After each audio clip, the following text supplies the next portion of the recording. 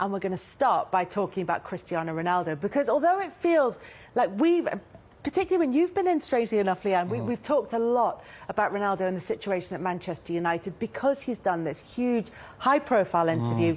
It's now gone outside of football media, outside of sports media, and now is in mainstream news reporting. So we need to reflect on that. And it is sort of similar aspects that we've covered over the time. So let's start by talking, first of all, about why on earth he would feel the need to do this right now. Probably to help like engineer him getting out, maybe, I don't know, because it doesn't seem to make any sense for him to be talking like he's speaking. I think that a lot of the stuff that he's said, when you consider the stature of the player and the club and what he's said, one of the things that stuck out to me more than anything is nothing's changed in the whole of the place in 17 years now. You have to only look at, obviously, the owners and Glazers and the fact that the Man United fans have been continually protesting their reign. Is that something that I would look at and think, wow, that's really damning? But I think for him to come out and speak like he has and say what he said, especially the disrespect towards the manager, which I found very difficult, you know, especially when he walked off the pit, refused to play and then walked off. I thought that was disrespectful. And I think the manager giving him the armband not long after that, maybe the game after, whatever it was, shows that he's got a certain amount of respect for him. But it just, for me, it smacks of somebody that wants to do this final thing, what everybody says, OK, let's go. Let's negotiate and get you out. We'll come back to all the individual points and talk about them in a bit more detail. But just broadly, Leanne, the fact that he's done this interview at this stage, just as we're heading into the World Cup, does that suggest a parting of the ways in January? Yeah, and I think it's a situation that should have been handled, you know, in the off-season, because it's out of control now to a certain degree. And you know I'm the biggest Cristiano Ronaldo fan, but at times this season, you know, I'll defend him all the time, but I can't anymore to a certain degree, because I played for managers I didn't particularly want to play for, I felt disrespected by, but I would never not come on the pitch. When you start walking down the tunnel and making it about yourself, you leave the manager with no choice but to drop you against Chelsea in the way that Ten Hag did. I think Cristiano Ronaldo doing this interview, the timing of it makes absolutely no sense. I think he's a bit out of touch with reality, if I'm being honest, because his legacy, I think, is being tarnished. Because, you know, I don't foresee there being a statue. I don't foresee all those things. Some of the things he has said, you can't deny. You know, the training ground, those types of things. But the way he's gone about it, I've always realised as I've got older, don't act upon emotion. Yes. And it seems to me that he's asked Piers Morgan to this interview when he's feeling in a certain frame of mind, and then he's going to, I think he'll regret this, because if he did the interview after he's left Manchester United, OK, go ahead and do whatever you want, but you're still a Manchester United player, and it really pains me, as you can tell, because it doesn't make sense to me. So that's why it seems like he's doing it because he wants to get him out of there. Yeah, but Manchester United won yesterday against Fulham. Garnacho, 18-year-old, doing well, scoring. Ronaldo's his idol. All of the back pages today, even last night, it was all over the news, is Cristiano Ronaldo. Now, the interview's not even out yet. It comes out Wednesday and Thursday. You know, it's only been snippets that have come out. So I'm going to wait to see the whole thing to make a complete opinion of it. But I think the timing of it is very, very poor. No denying Cristiano Ronaldo is one of the greatest players we've all ever seen. It can, you know, different opinions can say whatever they want, but that's just the way I feel. But I'm really disappointed in this situation. And I feel like it shouldn't be a situation where no one could speak out about him, because it seems like if anyone says anything bad about him, he ignores them. And he doesn't want to talk to them. I've spoken about Cristiano Ronaldo literally live, saying how great he is, how much I love him. But when he's doing stuff like this, I love Manchester United more than I love Cristiano Ronaldo. So, therefore, I have to give an unbiased opinion. And, again, I think he's let the fans down. I really do, and the club, because it doesn't make sense to me on a Sunday night coming out with his snippets, and it's just we're talking about, and the disrespect. Him saying that Ten Hag's disrespected him, it's quite strange. In terms of the coverage of it, officially, Manchester United and Ten Hag in particular have said he's part of our plans, he's an excellent player. Cristiano Ronaldo has been actually quite strong on his social media in refuting any allegations that he was trying to engineer a move away. He's talked about all No one says they're going to move away when they're trying to do it. But he's actually gone out of his way to say reports that I'm asking about this are false, or certainly to imply that with quite cryptic messages.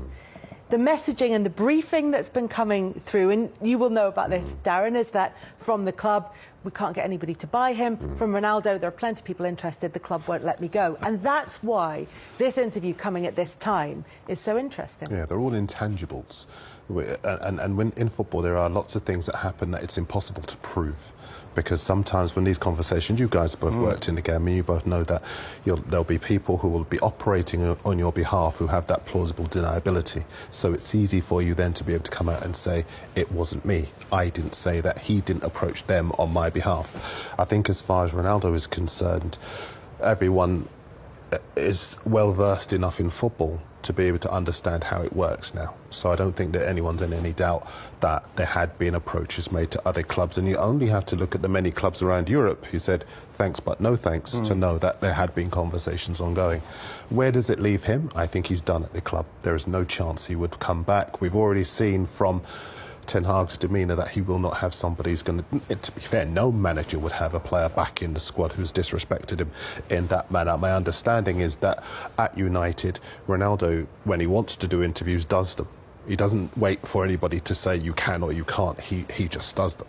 And I think listen, somebody who works for a national newspaper and in a decision-making process, the interview is superbly executed, and what they've done is they've leaked a little bit, as you've been saying, a little bit of snippets now, and then the whole thing later on in the week. So, and it's designed to keep you engaged. Yeah. So you want to be talking about it. They love that we are talking about it, but we have to be talking about it because this is one of the biggest clubs in the world, and this is one of the biggest players in the world. But there are three things that Leanne said a second ago. The first is that he talks about disrespect, and he actually cited Sir Alex Ferguson. And the irony of that is Sir Alex Ferguson would have ripped up his contract before he'd finished his breakfast on the basis of that interview, because of the disrespect that he'd shown to the club, to the manager, to Garnacho, who should have had his day today, and all the headlines being about him, and to the that team. Because we know that Sir Alex Ferguson vetoed an interview that is still not been aired on Manchester United's own television channel. Absolutely. That he wasn't happy about. With Roy Keane, you know, we know that he sold Jaap Stam after Jaap Stam spoke about the internal workings of the club in his book. And I look at this particular situation and I see a player, in my view, who is looking at a team moving on behind him and can't accept it. Garnacho is a future. Anthony is a future. The green shoots of recovery and the team's winning form, 14 wins from their last 21 matches. That's the future. A team working as a team rather than relying on one man. And the other supreme irony about all of this is that other clubs will look at his conduct and his anger and his reactions to not being a first-team starter and say, thank goodness that's not in our dressing room. And he's no closer to finding another big European club on the basis of that, because no club would want that in their dressing room. As a fan of Cristiano Ronaldo, like I am, right, I feel like he's made all those people that have said he makes it always about him, that I've had to, you know, shut down for years and years and years when he's taken the fourth penalty because he wants to score the winner. He celebrates his goal. I've been like, no, it's not there. But he's validated all those people now because he's made it about him. And that's something that I feel like I can't really defend at this moment in time. I was just going to say that there are all the things that he's talked about, and we will come back to, are things like, you know, the way that he's talked about the current manager, previous managers, whether it's Alex Ferguson, who's very close relationship with, whether it's about Rangnick, whether it's about Ten Hag, the current manager, also about former teammates, talked about the current crop of players at Manchester United and about the situation more generally at the club. And Manchester United, in the last couple of minutes, have released a statement, and this is what the club have said about Cristiano Ronaldo's interview. It said they note the media coverage. The club will consider its response after the full facts have been established. They're doing what you're doing, Leanne. Our focus remains on preparing for the second half of the season, continuing the momentum, belief and togetherness being built amongst the players, managers, staff and fans. Obviously this is unhelpful to Erik Ten Hag and to the players who are there. It's disrespectful, as you say, Darren, to his current teammates and to Garnacho, who could have had a brilliant moment where he was splashed all over the back pages with that late winner for Manchester United against Fulham. But of the comments that we've heard from the interview, the one that has garnered most sympathy, particularly from Manchester United, the ones about how the club has progressed since Sir Alex Ferguson and David Gill. It must be said, he doesn't talk about him, but it happened at the same time, left the club, about how the gym, the facilities, everything that he has access to, the food in the canteen. There was very very keen to be complimentary towards the chef as a person. He said, you know, all of that has stayed the same. I've moved on in that time, he said, when I was 20, but the club hasn't. And that, of everything, feels like the most legitimate complaint, or certainly the one that's most widely felt. I think that I think it's quite a damning statement from him, because not only does that, for me, like talking about world-class players who are thinking of coming to a place like Manchester United, then you're going to think, what, they haven't even changed the facilities in 17 years, and I'm going to go... Can you imagine? That means Casemiro must be thinking the same. Ronaldo's, obviously, this is something that's probably been annoying him from the time he got there, about the fact that the facilities are what they are. But again, I have to go back to, you know, that's the owners, you know, and that for... You couldn't see anyone else. No. When's the last time you saw a player of that stature come out and have a dig at the club of that stature? To the owners. You don't former see it. players have, you know, talking about the stadium. Yeah. Can I ask you, but like that, if he were coming back, would it not have been the case that they would have taken him? Because obviously we saw that summer. Look. Yeah, taking him to have a look around the training ground. This is where we are now. Would he not have had the chance to see any of that? Well, he's also got his own everything. He said it was an emotional decision, didn't he? Yeah. He said he just loves the club. And the thing is, you'd have holiday thought... romance. Yeah, but everybody's known for many years that Man United have done... The Glazers have done nothing to fix the stadium, build the stadium up, and I think that again, not only for players who are thinking of going there, but for the fans to continue to protest these people. Manchester United not putting a lick of paint on properly for 17 years, changing that place. Ever likely it's like it is. Ever likely it's like that how it is. And Ronaldo's obviously doing that interview for himself, right? Ronaldo's operating outside the club. You know what I mean? It's like you said there, Kels, he doesn't ask anybody when he does an interview. He does an interview when he wants. He's operating outside the club, so he doesn't really care deep down. The problem for me is that Man United need to find a way to get this squashed so as they can move on. Yeah. So as then, you know, and I'd implore, I'd say to the fans, continue to protest, because they do need to change everything at Manchester United, and that is not bringing back Ronaldo, maybe. You know, no, it doesn't seem like, for me, it's worked. No. It doesn't seem like it's worked. And we're not talking about just because it's Ronaldo. We're talking about any 37-year-old coming in without even the baggage. Like with a 37-year-old, with a young team, new manager trying to do what he's doing. How does he fit into it? And even with the goals? I think with the goals, I agree with Wright in so much as, if you think about it, he's angry that Rangnick isn't starting him and is starting younger players and is asking him to come on the bench. And there are stories that when he was named in midweek as a substitute, he was suddenly ill. But the fact is, the team is moving on without him. That's football. Yes. That's not betrayal. That's not personal. That's just the way that football works. And that's one thing I will say, though, guys, is something that's not gaining much traction, and I'm not going to defend Cristiano Ronaldo, but he did speak a lot about the emotional side of, you know, his baby and that type of stuff. And he spoke about not being supported by the club. Now, when you're in that frame of mind, people talk about money too much with footballers. Oh, they're on this much money. We are all from the same place. We're all human. And I feel like sometimes footballers are held on a different standard. So I'm not making excuses for him, but I'm saying, you know, there's an aspect of, he has been through quite a traumatic time, and he actually spoke about the Liverpool fans, how much they, you know, what they did for him, and that has to be taken from it as well. So for me, you know, like I said, it doesn't make sense, this interview. I don't think to anybody. It doesn't make any sense to anybody. And what you say is right, and we should hold that to account. He's been through a hugely traumatic past, losing one of the twin babies that he had with his partner, and we shouldn't forget that there is a human being at the centre of all of this. Some of the issues that he's raised in this interview are issues that predate that, as you say, go back to his time of joining Manchester United, talking about the previous manager, Ralph Rangnick, saying he didn't understand why they brought him in. And then critical of Erik Ten Hag in particular, but also talking about former teammates. Wayne Rooney was the player who came in for criticism from Cristiano Ronaldo. And we've seen that when he meets former teammates on the touchline, those that are deemed to be supportive get a hug, those that are deemed to be unsupportive are completely ignored. And I find that maybe that's because I've not been a player. I was going to say, you're probably better placed to answer, because your job as a former player, as a legend, is to speak about other players. He just said legend. Oh, here we go. They're already top of the league. Don't bring your false modesty in here. Sorry, no, please let Darren speak, please. Go on, sorry, Dee. But your job is to speak about other footballers. Yes. And sometimes to be critical. Yeah. It's never personal. We've spoken privately about this. Absolutely. It's just that you are speaking about the kind of thing that everybody else is seeing.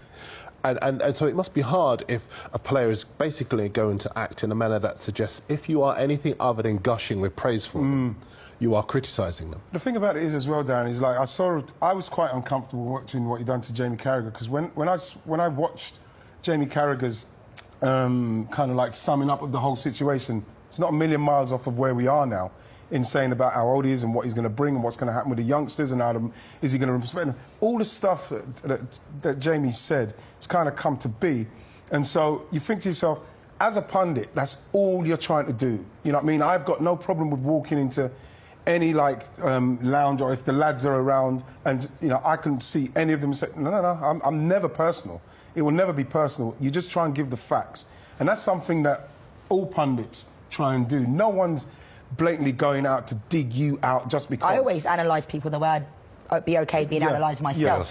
And it should never be criticism, But the Jamie Carragher one, I think everyone made a joke of it because he's obviously former Liverpool. Yeah. But then when it was Gary Neville, it almost became no longer funny because he's Man United and it becomes he's always been he was very... a former teammate, whereas Carragher was an opponent. Yeah, but the thing with him as well, with Gary Neville, this is why I thought it's petty, right? Is Gary Neville's always stuck by him. And one time, Gary Neville may have said something about the way he's acting and the way he's behaved, which was terrible, walking off. He blanks him? It's really... What's going to happen to me at the World Cup then if I see it? That's it, you're gone now. This is it. It's complete. I do remember Gary Neville standing beside him when he was an 18-year-old. He'd done really well, and I think he won the Man of the Match award. And Gary stood beside him, giving... interpreting for him, basically, and speaking up for him because he wanted to protect him and the culture around United at the time. Yeah. So Alex Ferguson used to protect Ryan Giggs. This was him protecting Ronaldo. And, you know, you could see that there was that solidarity for him and that will to protect him, and that has been the case ever since then. But I think that we are at a place now where he's criticising Wayne Rooney for basically telling the truth. Yeah. That if you look at the other sides in the top six, they are all sides with dynamism, with youth. You look at people criticising Klopp for selling Sadio Mane, and he's 7 years younger than Cristiano Ronaldo, but he recognises you need to keep regenerating the team, and he's brought in a 23-year-old to replace him. You look at City, they're bringing in younger players to replace the players they had. Arsenal, they've brought down the average age of the team. They've got one of the youngest teams in the Premier League. The future is youth. So I don't see it as betrayal. Again, that's football. But Ronaldo seems not to be able to appreciate that and is interpreting any scintilla of analysis around that as being criticism of him when everybody respects his status as a legend. There's a really interesting... Guillaume Balaguer wrote a biography of Cristiano Ronaldo, and he's posted a clip of that on social media today where he talks about the fact that he is defined wholly as a human being, or primarily as a human being, by his sporting success. And if that sporting success isn't there, then he feels as a person he is no longer a success, and that attacks the identity of the human being at the centre of all of this, and that makes it particularly difficult to come to terms with, you know, the dying of the light, if you like. He's raging against it. Yeah, it's quite a sad situation. It's quite sad when you consider what he's done, what he's achieved up to this point, and for him to not be able to deal with the coming to an end of something. Obviously, it happens to all of us when you're playing. It was happening to me. And you do feel a sense of like, is that it? Or because all you're thinking, and for him, especially with when you read about his youth and the fact when he was 12, Kells, he was taken away from his parents to go and pursue his dream and that, and you know, so he's always been lauded from that age, and that, so he's always kind of been, yes, okay, Cristiano, and it's happened to him. He's not somebody that's used to hearing negativity around him, and so he's somebody that's continually thinking about it. Now he's coming to a place where it is kind of coming to it. That must be difficult for him. It's something that he may need to go and seek like some counselling for. The only reason why I think he feels this way as well is because we were talking about this before. Like, doesn't he have a valid point about he should be playing when you look at Sancho, Martial, Rashford? You know, he's not had I know Rashford's just got picked for England, but debatable as well. So for me, when you look at it from a football perspective, we know Cristiano Ronaldo isn't the same as he was, but he's not an awful footballer all of a sudden. And I feel like everybody's acting like he can no longer kick a football. But there's a when he's not the same as he used to be. It's a different the way they play, Liam, when he's not playing. Sancho hasn't been great. Martial hasn't been great. So if you're Cristiano Ronaldo and you get told midweek, Anthony Martial's going to play, who's been injured, had a decent pre-season, been at the club for 7 years. He brings something different than Ronaldo. You know, yeah, I hear what you're saying about Sancho. Right? Sancho's not playing. He's injured as well. You know, Rashford's got his form back. And when they're playing and the way they're playing, it's a different dynamic to the Man United. It's a quicker, sharper Man United. And yes, he scores goals. That's what he does. And I'm not going to... You can't knock that because that's what you want. But at the same time, with Man United and the way that they've now starting to progress, like I watched them against Fulham, they were brilliant. They should have been 3 or 4. They should have scored. Should have finished it. Maybe if he was on, he could have scored those goals. But at the same time, they play a different style of football when he's playing. I don't know, Lee. Do you think that this is about the future of Manchester United, and that in the present they're thinking we have to learn to do this without Ronaldo, because long term we want to do this in a different way? And as much as he's going to get goals, and probably still is going to get goals wherever it is that he ends up. Do you mind? I'll take that, because I think numbers that we saw... Sorry. I'll take that. If you look at the numbers that were in the bottom of the screen a second ago, they're brilliant numbers for a fantastic player. But the legacy now from his last 2 clubs is we're glad to see the back of him. And that's really sad. Yeah. I think that Juventus, he was scoring goals, but the team were not doing so well. They're doing better without him. And senior players in that squad have come out and made those comments. Yeah.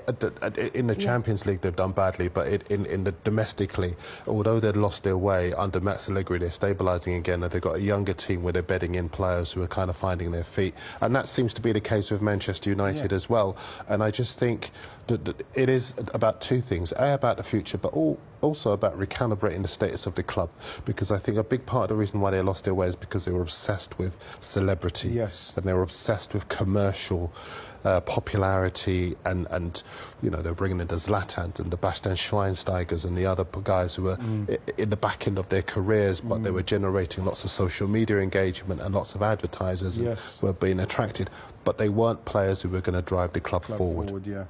And I think right now it's about younger players who probably aren't going to hit the ground running straight away, but eventually they're going to be guys who are going to drive the club forward.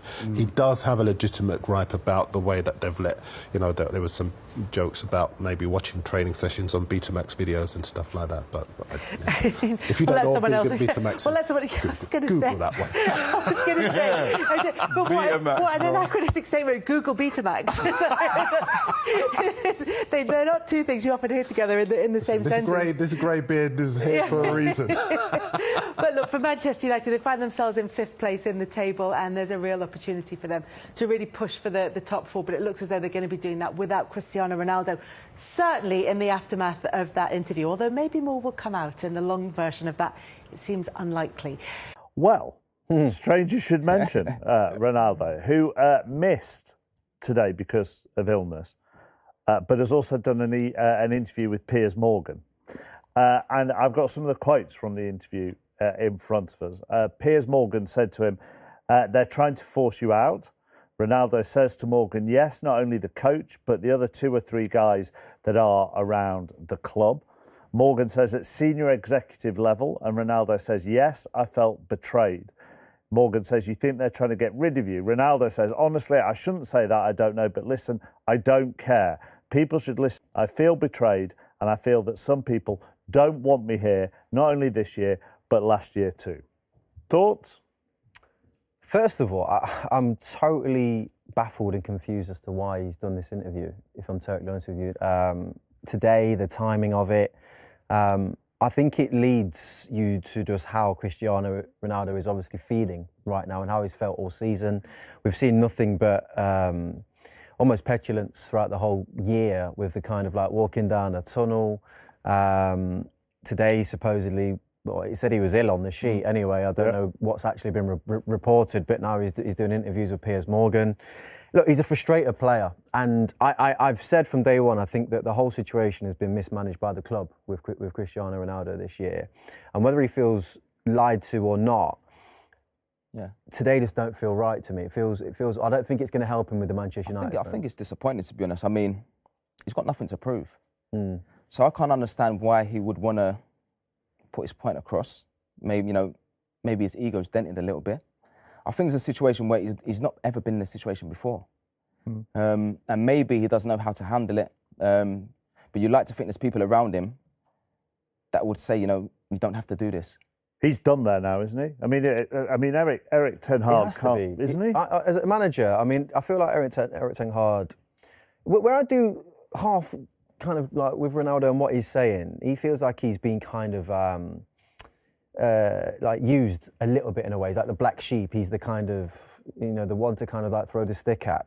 I do at times feel like with Ten Hag, it enables him to elevate his position at the football club when he treats Cristiano in a certain way. It enables to kind of get the dressing room to fall in line. But at the same time, Ronaldo does have to behave in line with how the rest of the team does. But I do think if I was a manager, it makes sense for Ten Hag to. I mean, he can't play him now. But Jay, he can't be involved in the team now.